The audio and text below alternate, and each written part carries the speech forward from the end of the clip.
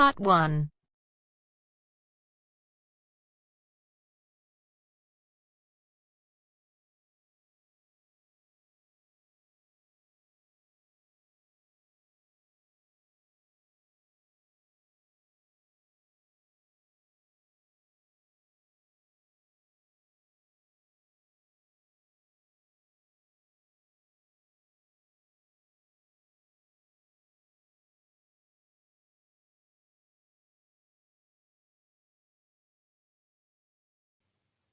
In this test, you will hear a number of different recordings, and you will have to answer questions on what you hear. There will be time for you to read the instructions and questions, and you will have a chance to check your work. In the IELTS listening test, the recordings will be played once only.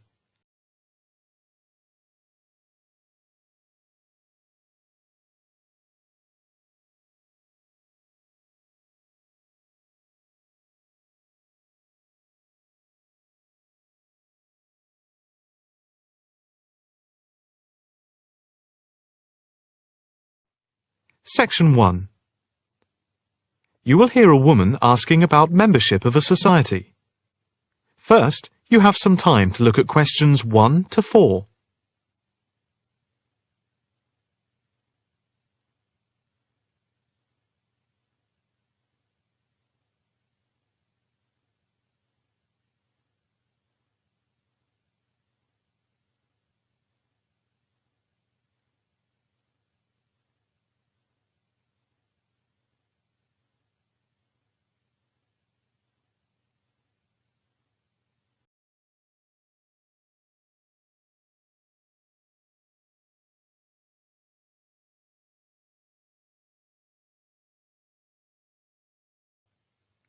Now the test will begin. You should answer the questions as you listen, because you will not hear the recording a second time. Listen carefully and answer questions 1 to 4. Hi.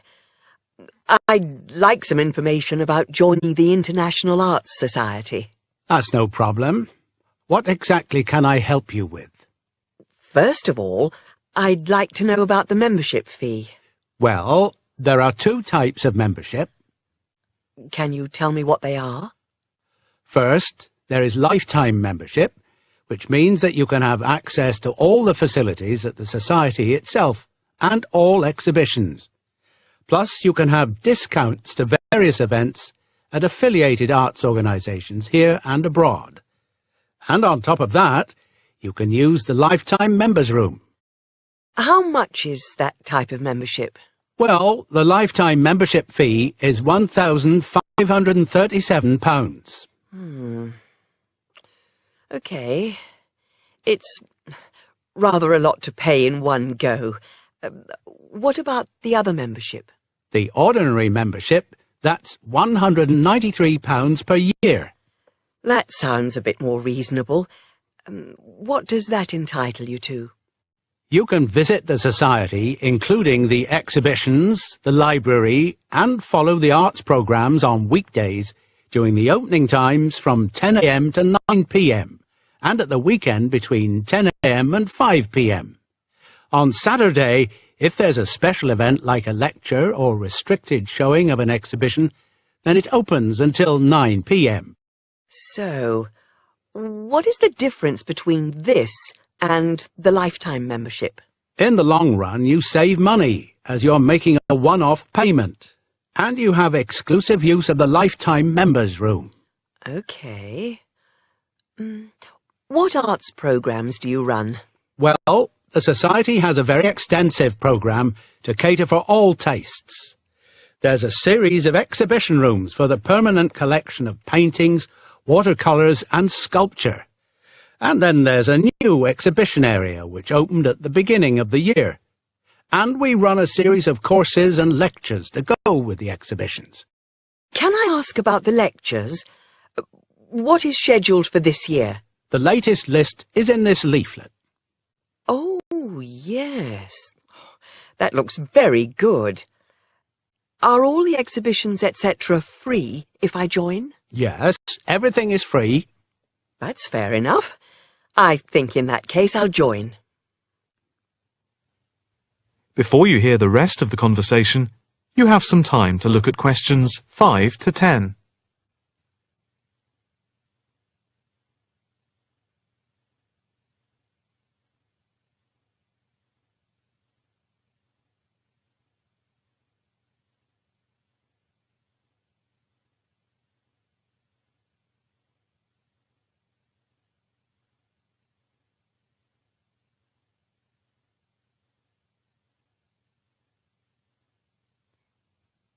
Now listen and answer questions 5 to 10.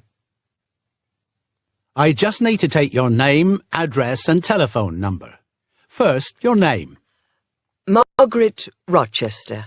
I take it that's Rochester. Yes, that's it. And the address? It's 55 Stone Avenue. OK. Avenue. And the postcode? Let's see.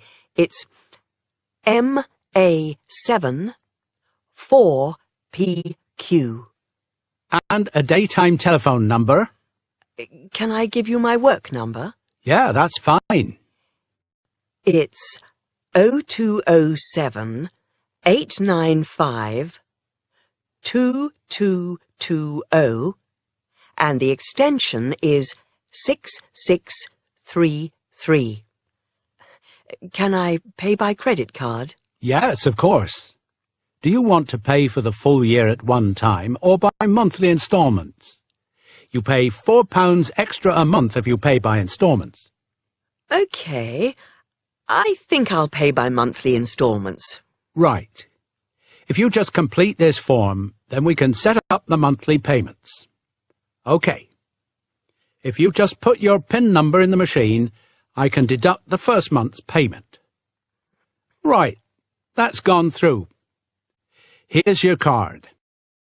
I now just need to take your photograph over here, and then I can put it on your membership card. OK. That's it. I'll just print out your membership card. Right, here you are. Thank you.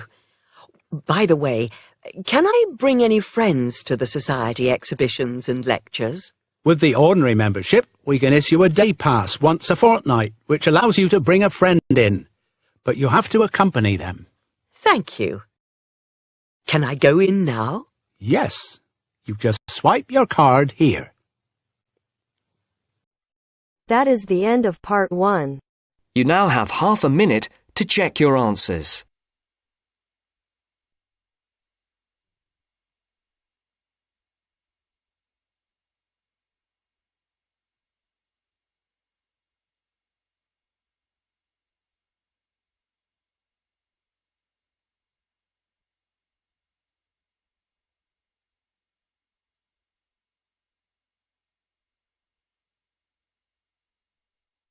Now turns to part 2. Part 2.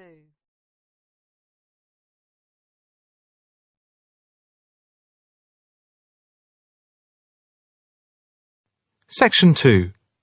You will hear a speech to a group of volunteers preparing for a town's anniversary celebrations. First, you have some time to look at questions 11 to 15.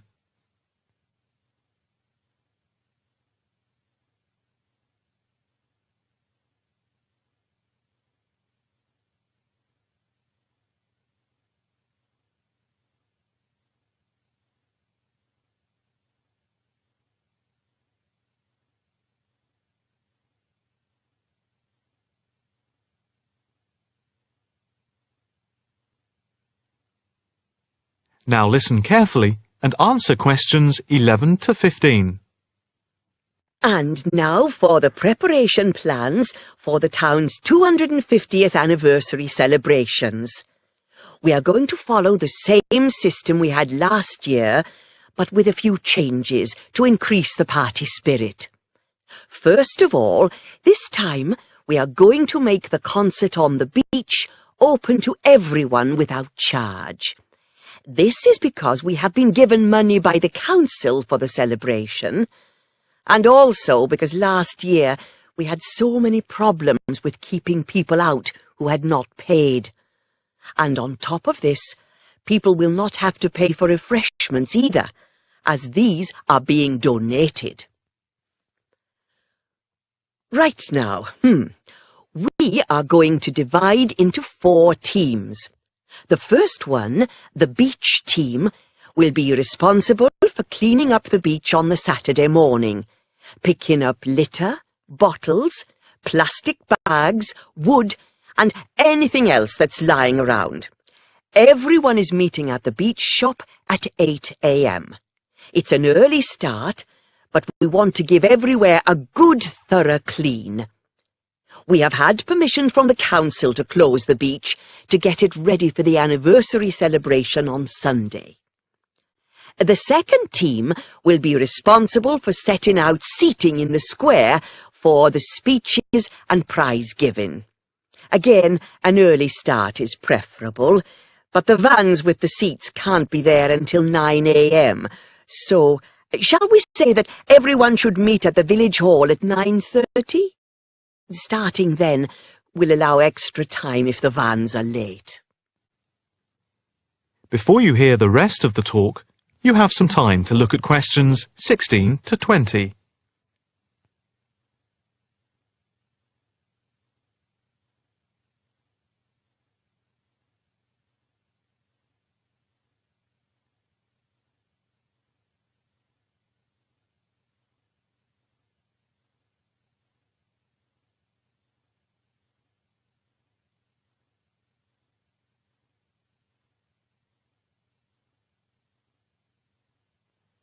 Now listen carefully and answer questions 16 to 20.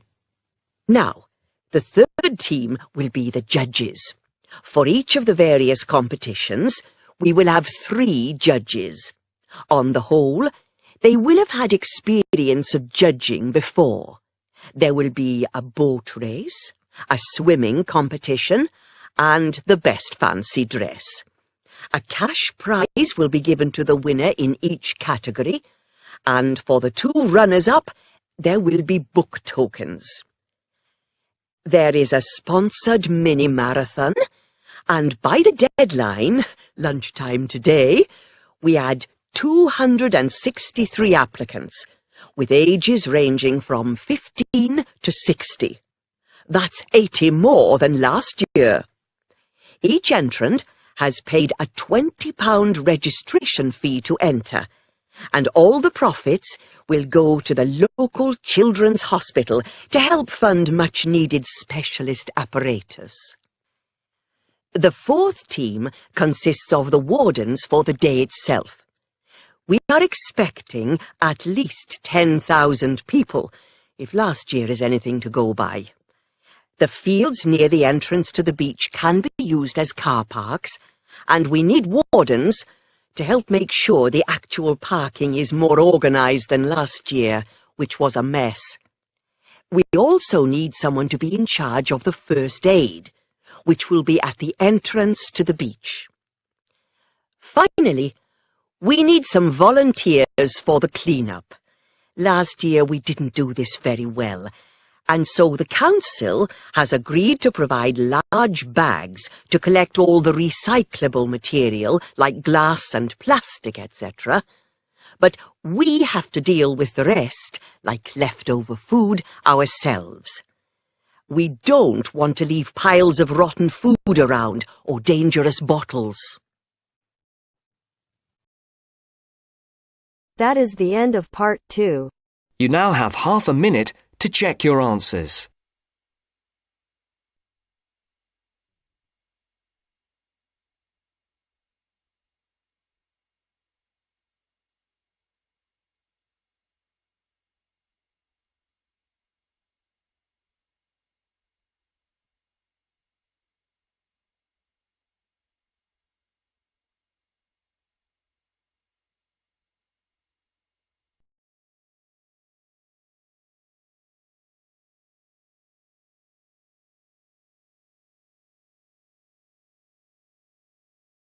Now turns to part 3. Part 3.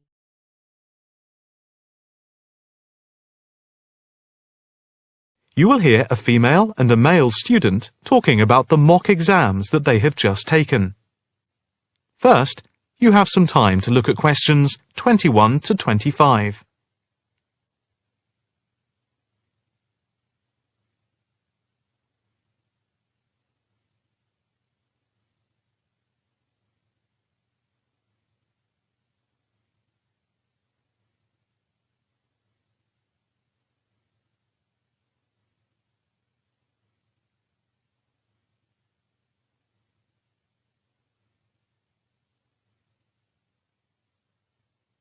Now listen carefully and answer questions 21 to 25.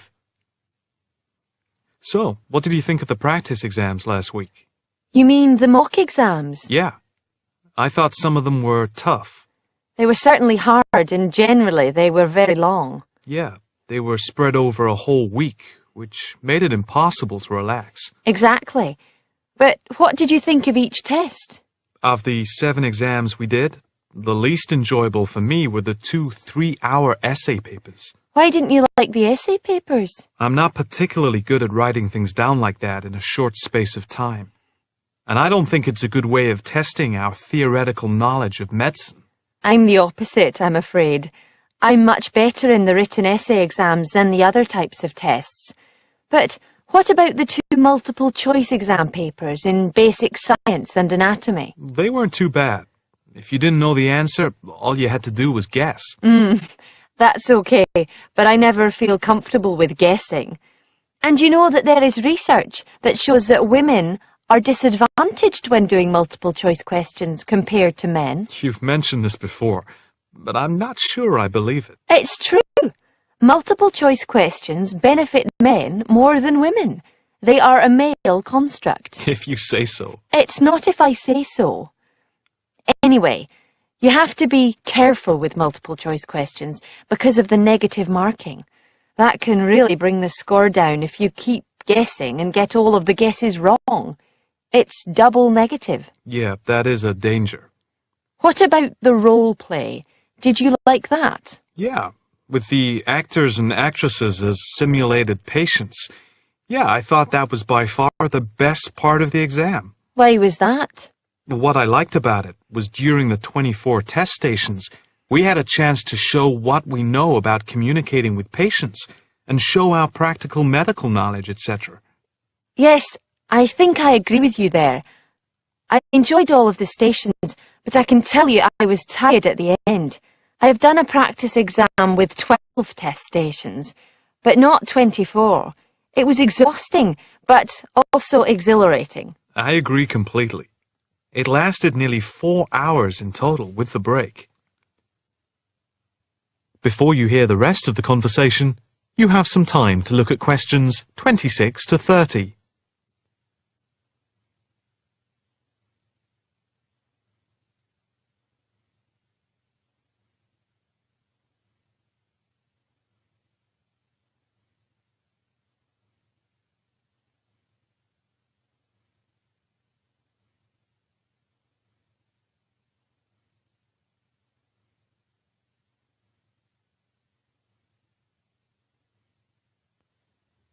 Now listen carefully and answer questions 26 to 30.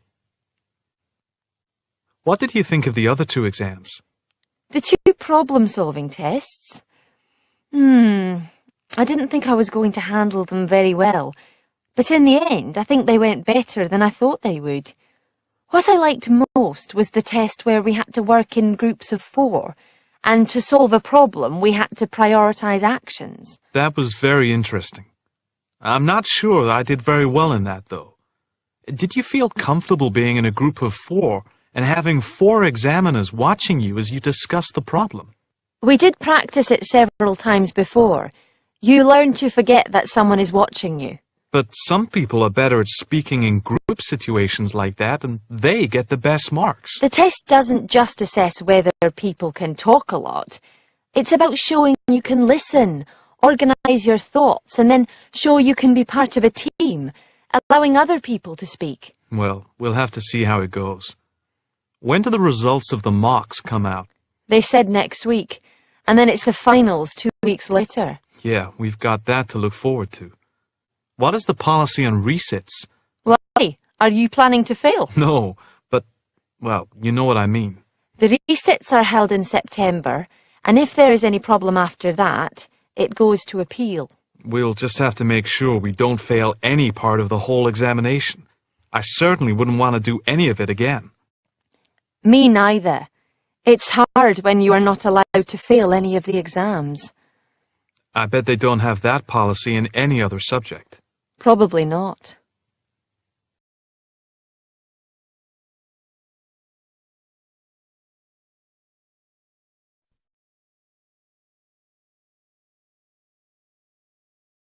That is the end of part 3. You now have half a minute to check your answers.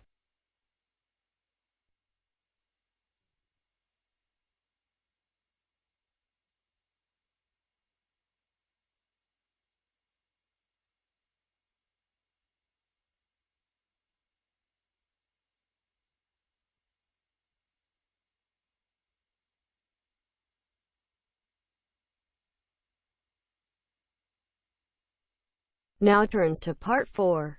Part 4. You will hear a talk on research in the Indian Ocean. First, you have some time to look at questions 31 to 40.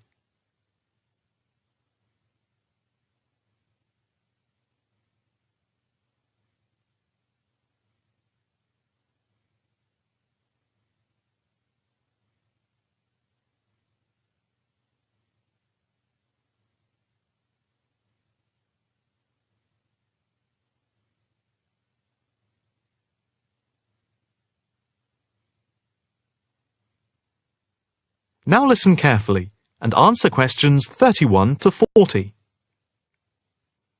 In this, the first lecture in our series on the changing face of the oceans of the world, we are going to look at the Indian Ocean, into which the Oceanography Department at the Institute here in Australia has been doing pioneering research over the past 5 years.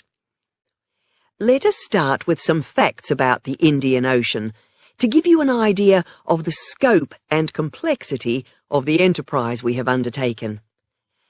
As you can see from the diagrams here on the screen, showing the relative size of the planet's 5 oceans, the Indian Ocean comes third after the Pacific and Atlantic Oceans, but is larger than the Southern Ocean and the Arctic Ocean. On this slide, you can see that the Indian Ocean is different from the 2 larger oceans in that it is landlocked to the north and does not extend into the cold regions of the North Pole. Covering some 73,440,000 square kilometres, the ocean constitutes approximately 1/7 of the Earth's surface and about 20% of the world's total ocean area. At the equator, it is around 6,400 kilometres wide, with the average depth being about 3,400 metres, and with the deepest point being the Java Trench at 7,450 metres. Flowing into the Indian Ocean, we have some of the world's greatest rivers. The Zambezi here, the Ganges here, the Indus, the Brahmaputra, and the Tigris-Euphrates just here. The 2 largest islands in the Indian Ocean, Madagascar, here off the coast of Africa, and Sri Lanka, here off the southern tip of India, are structurally parts of the continents of Africa and Asia, while islands like the Seychelles are exposed tops of submerged ridges. The Maldives are low coral islands, and Mauritius and Réunion are volcanic cones. The surface waters of the ocean are warm, except where the ocean touches the cold waters to the south. A network of scientists, mainly oceanographers and meteorologists from around the world, are monitoring changes in the ocean's temperature and acidity, especially where it meets the Southern Ocean, in order to see how global warming is having an effect on the waters there. An assessment is also being carried out on how this is impacting on low-lying habitats and peoples in the more populated coastal regions around the rim of the ocean. In the warmer north, islands are vulnerable to even the subtlest changes in sea levels and tides, so they are being closely watched.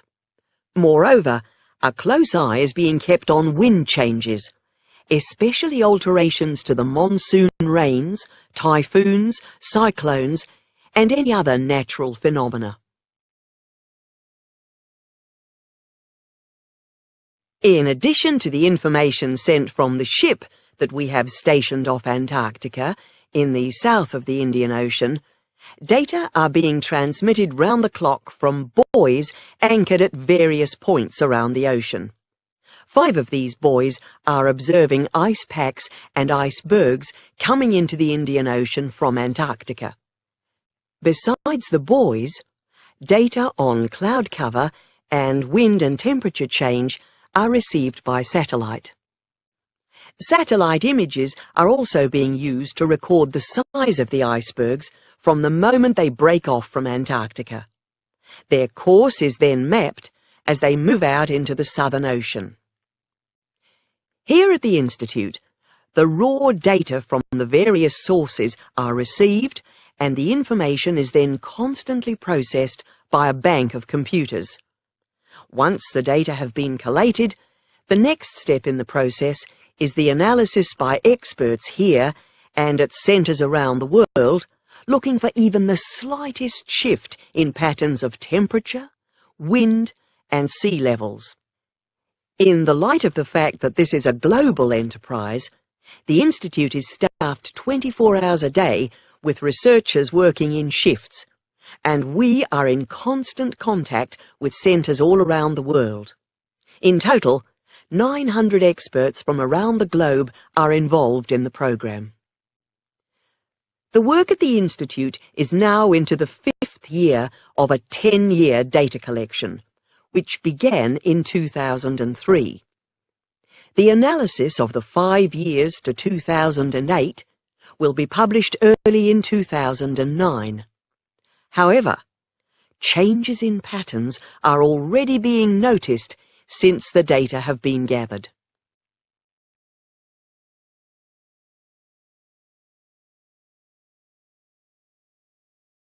That is the end of part 4.